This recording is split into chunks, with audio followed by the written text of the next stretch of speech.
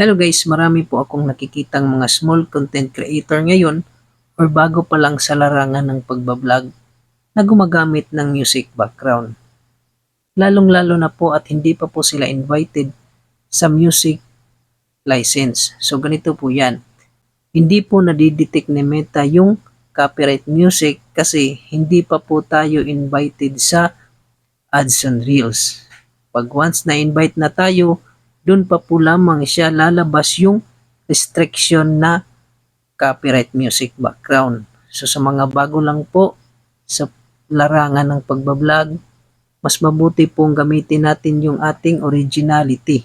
So wag po tayong gumamit ng music background para pagdating ng invitation sa ads on Reels, hindi po tayo magkakaproblema at sayang lang po yung ating mga video na naipost kasi madidelete natin yan para malinis po ang ating account. So yan lang po ang may papayo ko sa mga baguhan lang po sa pagre-reels.